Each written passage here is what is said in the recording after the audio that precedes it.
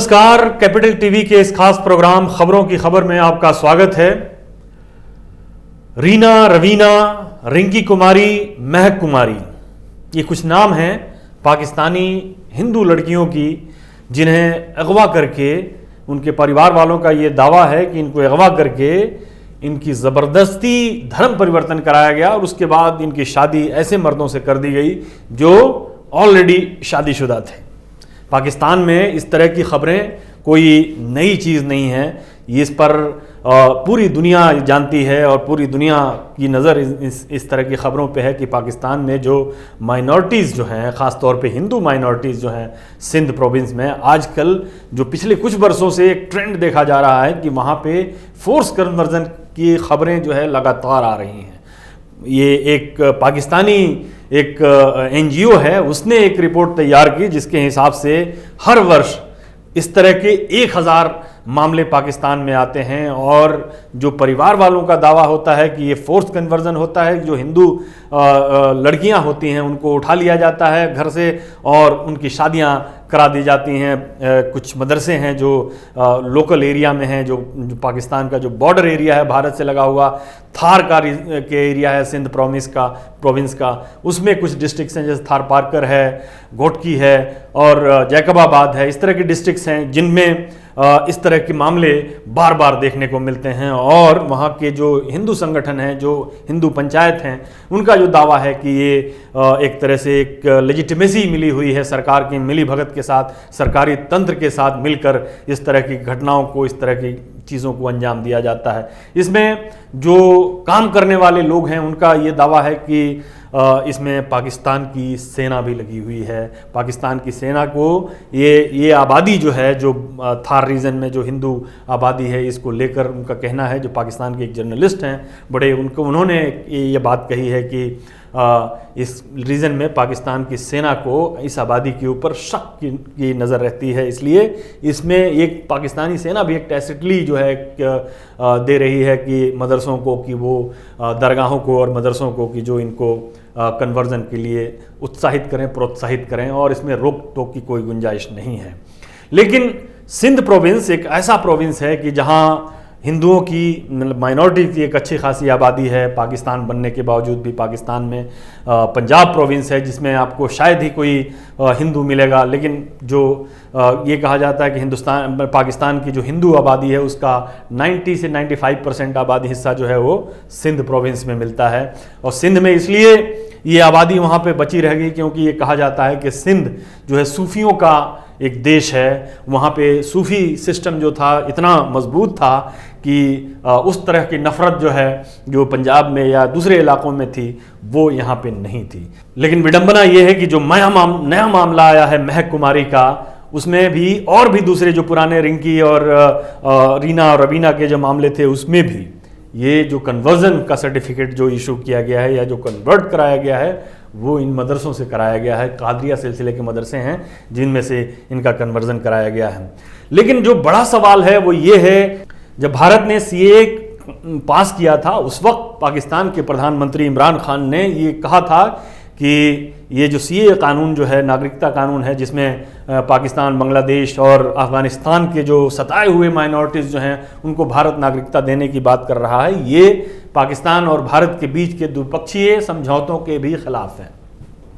लेकिन ये इसमें आधी सच्चाई है। सच्चाई ये है कि नेहरू और लियाकत अली ख़ान के बीच में जो दिल्ली में एक समझौता हुआ था उसमें ये इस बात में दोनों नेता राजी हुए थे कि दोनों देश अपने माइनॉरिटीज़ का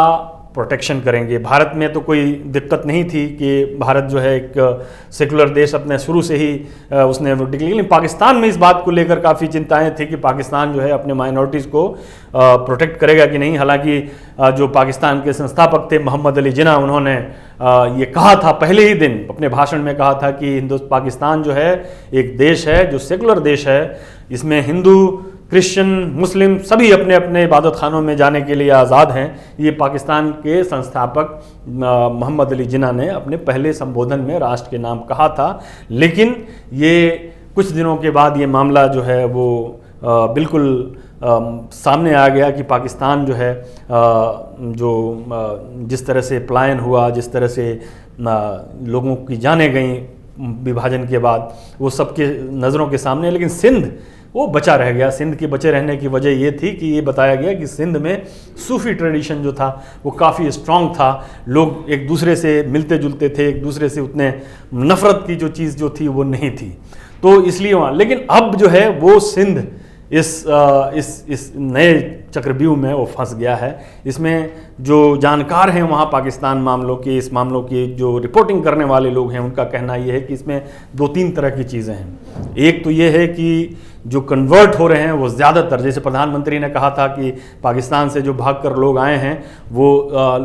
दलित हैं। ये बिल्कुल सही है कि वहाँ के रिपोर्टर्स भी ये कह रहे हैं कि ज़्यादातर लोग जो हैं वो शेड्यूल कास्ट के लोग हैं कि जिनका कन्वर्जन हो। वजह है कि बहुत ज़्यादा गरीबी है। पाकिस्तान के जो हिंदू हैं उनका की साक्षरता दर जो है बहुत कम है, और वो जाहिर है कि उनको नागरिकता का वो अधिकार नहीं मिला हुआ है कि जो दूसरी कम्युनिटी को मिला हुआ है। तो इसमें एक सोशल, इकोनॉमिक और एक तरह से कह लीजिए कि रिलीजियस फैक्टर जो है, तीनों चीज़ें जो हैं वो मिल के इस मसले को गंभीर बनाती हैं। तो उसमें ये वो कहते हैं कि जो गरीब लोग हैं, जो बहुत गरीब हैं, वहाँ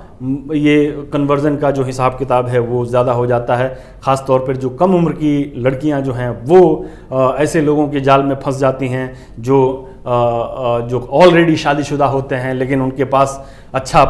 मतलब उनकी हालत जो है उन गरीब हिंदुओं से ज़्यादा अच्छी होती है, इसलिए एक बेहतर ज़िंदगी की लालच में हो। दूसरा है मदरसे जो हैं वो इस चीज़ को इनकरेज करते हैं कि कन्वर्जन कराओ, तो उसका भी एक अपना नेटवर्क है। और तीसरा जो है वो सरकारी तंत्र है कि जो इस चीज़ को फ्लॉरिश होने के लिए इस चीज़ को छूट देने का एक मौका देता है। तो पाकिस्तान में जो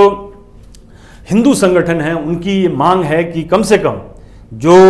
चाइल्ड मैरिज जो है उसको, उस पर रोक लगाया जाए, उसके ऊपर अंकुश लगाया जाए। अगर कन्वर्जन के ऊपर नहीं लगता है तो कम से कम चाइल्ड मैरिज के ऊपर जो है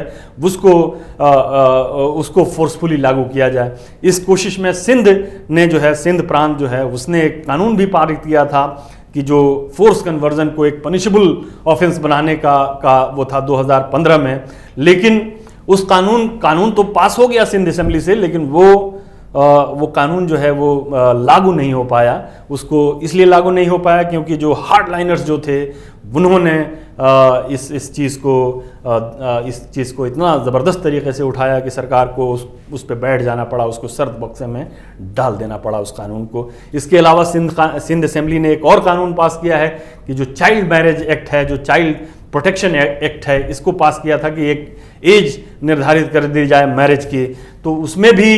एक एज तो निर्धारित हो गया है, लेकिन होता ये है कि चूँकि ये जो फोर्स कन्वर्जन जो होता है, जो फैमिली का दावा होता है कि उसमें कम उम्र की लड़कियों को ज़बरदस्ती शादी करा दी जाती है, तो उसमें होता ये है कि ये चूँकि ऑलरेडी ये गरीब लोग होते हैं, इनकी साक्षरता दर नहीं है, पढ़े लिखे लोग नहीं होते हैं, इसलिए जन्म सर्टिफिकेट इनका नहीं होता है। कोर्ट में मामला जाता है, पुलिस और उसको खारिज कर देती है तमाम चीज़ों को, जो भी डॉक्यूमेंट इनके पास होता है एज प्रूफ करने के लिए, और इनको घर वालों से मिलने नहीं दिया जाता। शेल्टर होम में भी लिए जाते हैं और आमतौर पे ये होता है कि अदालत ये फैसला दे देती है कि ये शादी जो है हो गई है, इसलिए इनको एक साथ रहने दिया जाए। लेकिन एक तीसरा पक्ष भी है। तीसरा पक्ष है कि जो पाकिस्तान का मेन स्ट्रीम पॉलिटिक्स है। हालांकि ये आमतौर पे ये कहा जाता है, इमरान खान भी बार बार कह चुके हैं कि माइनॉरिटीज़ के प्रोटेक्शन के लिए उनकी सरकार वचनबद्ध है, लेकिन खुद उनकी पार्टी के नेता ये कहते हैं, तहरीक इंसाफ जो पाकिस्तान उनकी पार्टी है उसके नेता कहते हैं कि इमरान खान इस मामले को लेकर बोलते तो ज़रूर हैं लेकिन सीरियस नहीं है। दूसरी तरफ अगर एक और पार्टी जो है वो रिलीजियस पार्टी है, मौलाना फजलुर रहमान, उन्होंने इमरान खान का तख्ता पलटने के लिए बड़ी कोशिश की थी और इस्लामाबाद तक लेकर गए थे, वो भी इसमें एक पार्टी की हैसियत से रहते हैं। अभी जो महक कुमारी का मामला जो हुआ उसमें उनकी पार्टी के लोग भी मौजूद थे, फजलुर रहमान की पार्टी के लोग मौजूद थे। तो ये और फजलुर रहमान जो है इस इलाके में काफ़ी एक्टिव हैं। एक तीसरा ख़तरनाक पहलू है वो ये है कि जमात-उद-दावा और फलाह इंसानियत, ये दो ऑर्गेनाइजेशंस हैं हाफिज़ सईद के, जो मुंबई टेरर अटैक का मास्टरमाइंड है, उसके मदरसे हैं, उसकी का NGO है। तो ये भी इस इलाके में काफ़ी एक्टिव हैं और सिंध में जो कानून जो पारित हुआ उसके ख़िलाफ़ जो लामबंद करने में जो हार्डलाइनर्स हैं उनको लामबंद करने में इन दो ऑर्गेनाइजेशन ने बड़ा ज़बरदस्त भूमिका निभाई।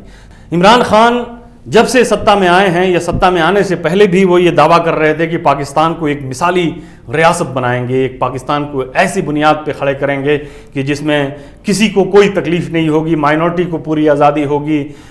हिंदुओं को पूरी आज़ादी होगी, क्रिश्चियंस को पूरी आज़ादी होगी, कोई गरीब नहीं होगा। ये रियासत जो है एक मिसाली रियासत होगी और इसकी बुनियाद जो होगी मदीना की जो रियासत थी उसकी बुनियाद पर होगी कि जहाँ जो है हर आदमी एक बराबर रहेगा और किसी को किसी तरह की कोई बंदिश नहीं रहेगी। लेकिन यही इमरान खान के इन्हीं की पार्टी के लोग ये कह रहे हैं कि इमरान खान ये जो माइनॉरिटीज़ के ऊपर जो एट्रोसिटीज़ जो हैं पाकिस्तान में, ख़ास तौर पर फोर्स कन्वर्जन जो हो रहा है, हर साल 1000 से के करीब जो है अंडर एज लड़कियों का अगवा हो रहा है और उनका फोर्स कन्वर्जन हो रहा है, उसके ऊपर कानून बनाने में या उसको रोकने में इनकी सरकार किसी भी तरह से बहुत ज़्यादा ईगर नहीं है, बहुत ज़्यादा उसको दिलचस्पी नहीं है। तो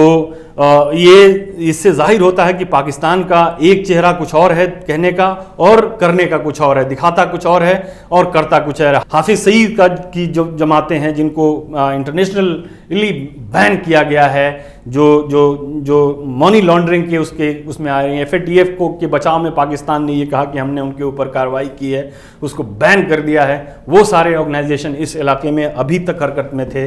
तो ये एक बड़ी मतलब एक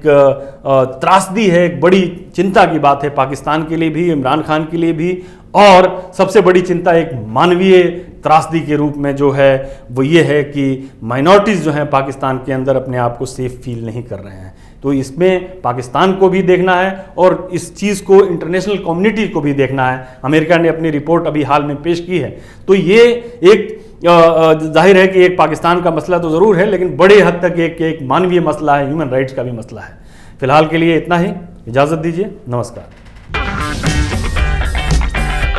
अगर आपको हमारा वीडियो पसंद आया हो तो इसे लाइक करें,